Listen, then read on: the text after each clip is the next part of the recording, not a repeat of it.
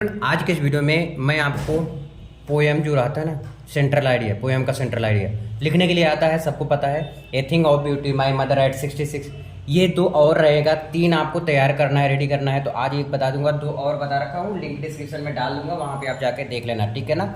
और इतना मैं गारंटी लेता हूँ, ऐसा पूरा सेंट्रल आइडिया आपको कहीं नहीं मिलने वाला। और एक बात, इतना तरीके से, इतना अच्छे तरीके से याद हो जाएगा, झम से आपको याद हो जाएगा। बस आप मुझे ये 3-4 मिनट दे दो, गारंटी है याद करा के मैं आपको दूंगा, याद करा के मैं आपको दूंगा, याद नहीं करना पड़ेगा, याद करा दूंगा, टेंशन मत लो, ठीक है ना। क्या है ए थिंग ऑफ ब्यूटी, ये कितने नंबर में पूछा जाता है यही मैं बता देता हूँ। ये 4 नंबर में पूछा जाता है, पहले 5 नंबर में आता था, लेकिन इस बार जो है 4 नंबर में ही आएगा, ये सुनाई दे रहा है। तो मैं 4 नंबर को मान के चल रहा हूँ, 4 से 5 नंबर का ये आएगा, ठीक है। A thing of beauty, a thing of beauty मतलब क्या होता है, सौंदर्य की वस्तुएं, जो ब्यूटीफुल यानी सौंदर्य की जो होती हैं वस्तुएं। ए थिंग ऑफ ब्यूटी यानी सौंदर्य की वस्तुएं के बारे में सब कुछ चर्चा करने वाला हूँ। तो क्या है, फिर से सुन लो, ए थिंग ऑफ ब्यूटी यानी सौंदर्य की वस्तुएं। सेंट्रल आइडिया क्या है, सेंट्रल आइडिया क्या होता है, एक निचोड़ होता है, उसमें जो दिया है, किसके बारे में दिया है, क्या इसके बारे में बताया गया, यही सब होता है। देखो the poem a thing of beauty, पहले देख लेते हैं कि ये याद कर लो कि इसके लेखक कौन है, राइटर, इसके राइटर कौन है, जॉन कीट्स। कौन है, जॉन कीट्स। फिर सुन लो, ए थिंग ऑफ ब्यूटी के राइटर जो है कौन है, जॉन कीट्स हैं। ध्यान से मेरे दोस्त, समय है अभी पढ़ लो, नहीं तो बाद में समय भी आपको नहीं मिलेगा, तो इसको आज ही याद कर लो। देखो ए थिंग ऑफ ब्यूटी यानी सौंदर्य की वस्तु है। The poem a thing of beauty is compose, देखो द पोएम, वह poem a thing of beauty, a thing of beauty मतलब सौंदर्य की वस्तुएं, इज माने है कंपोज्ड मतलब लिया गया, बाई द्वारा जॉन कीट्स, यानी यह poem a thing of beauty सौंदर्य की जो वस्तुएं हैं, इस कौन किसके द्वारा लिया गया है, जॉन कीट्स द्वारा लिखा गया है, कंपोज्ड किया गया है, लिया गया है। समझ आ गया। फिर देखो आगे, इन दिस पोएम, इस पोएम में द पोएट टेल, कवि कहता है दैट द ब्यूटीफुल थिंग, जो सौंदर्य की वस्तुएं हैं, आर द सोर्सेस, सोर्सेस मतलब होता है, द मतलब वह होता है, सोर्सेस मतलब होता है स्रोत, of great Joy and happiness, खुशी का, क्या है, खुशी और आनंद का एक महान स्रोत होता है। ध्यान से सुनिएगा, इसमें कवि कहता है जो क्या है, सौंदर्य की वस्तुएं हैं वो जॉयफुल यानी आनंदमयी और खुशी का क्या होती है, स्रोत होती हैं, यही कह रहा है। समझ आ गया क्या, अभी फिर से समझा देता हूँ। देखो इन दिस पोएम, इस पोएम में द पोएट टेल, कवि कहता है दैट द ब्यूटीफुल वस्तु, जो सौंदर्य, वह सौंदर्य की वस्तुएं, आर मतलब है द सोर्सेस ऑफ ग्रेट मतलब महान, जॉय एंड हैप्पीनेस यानी आनंदमयी और खुशी है, ठीक है। फिर से आप समझ लो, इस कविता में इस कवि को, कवि कहता है जो सौंदर्य की वस्तुएं हैं वो एक महान और खुशी का स्रोत हैं। क्या है, सौंदर्य की जो वस्तुएं हैं एक महान और खुशी का स्रोत है। समझ आ गया।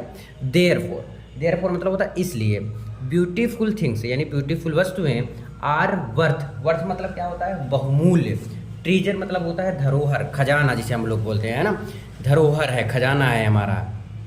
ध्यान दीजिएगा फिर से, देयरफॉर इसलिए ब्यूटीफुल वस्तुएं क्या है, हमारी धरोहर और खजाना है, धरोहर और खजाना है, धरोहर और खजाना है। क्या है, वर्थ, वर्थ मतलब क्या होता है, वर्थ मतलब बहुमूल्य, बहुमूल्य खजाना है या धरोहर है, ऐसे भी कह सकते हैं। देखो इसलिए जो सौंदर्य की वस्तुएं हैं वो क्या है, बहुमूल्य धरोहर है, वह हमारी बहुमूल्य धरोहर है। ये कवि कह रहा है, कवि क्या कह रहा है, इसलिए जो हमारी सौंदर्य की वस्तुएं हैं वो क्या है, हमारी एक धरोहर है, बहुमूल्य धरोहर है। विथ, विथ मतलब साथ साथ है ना, with the passing of time, क्या है, समय बीतने के साथ साथ, जो समय बीत रहा है ना, समय बीतने के साथ साथ, ए थिंग ऑफ ब्यूटी सौंदर्य की वस्तुएं बिकम मोर जॉयफुल, और भी क्या हो जाती है, और ही अच्छा हो जाती है, आनंदमयी हो जाती है ना। और भी जैसे जैसे समय बीत रहा है वैसे वैसे जो ब्यूटी वस्तुएं हैं, सौंदर्य की वस्तुएं हैं वो और बढ़िया हो जा रही है और अच्छी हो जा रही है। क्रिएशन ऑफ, क्रिएशन, क्रिएशन मतलब बनाया गया है, ऑफ गॉड भगवान द्वारा बनाया गया है, प्रोवाइड एनर्जी, हमें क्या करती है, वो एनर्जी प्रोवाइड करती हैं, and happiness and make up feel, और मुझे खुशी फील कराती हैं, हैप्पी और ऊर्जा यानी खुशी और ऊर्जा फील कराती हैं। आई होप यहाँ तक आपको समझ में जरूर आया होगा। एक बार फिर से समझते हैं। The poem a thing of beauty ये जो पोएम है ना, ये हमारी जो सौंदर्य की वस्तुएं हैं जो हमारी तरफ प्रकृति द्वारा बनाई गई है, वही इसमें कहा गया है कि यह पोएम जो है किसके द्वारा लिखा गया है, जॉन कीट्स द्वारा लिखा गया है। इन दिस पोएम, इस पोएम में द पोएट टेल, कवि कहता है दैट द ब्यूटीफुल थिंग, वह क्या सौंदर्य की वस्तुएं are the sources of great joy, क्या है, स्रोत हैं खुशी और किसे, हैप्पीनेस, हैप्पीनेस मतलब क्या होता है, खुशी और आनंद की ब्यूटीफुल जो वस्तुएं हैं वो क्या है, स्रोत हैं, ठीक है। देयरफॉर, इसलिए beautiful thing are worth treasure, जो हमारे इसलिए ब्यूटीफुल थिंग यानी क्या, सौंदर्य की वस्तुएं हमारी क्या है, बहुमूल्य खजाना है, इसलिए जो सौंदर्य की वस्तुएं हैं वो हमारे लिए बहुमूल्य की खजाना है।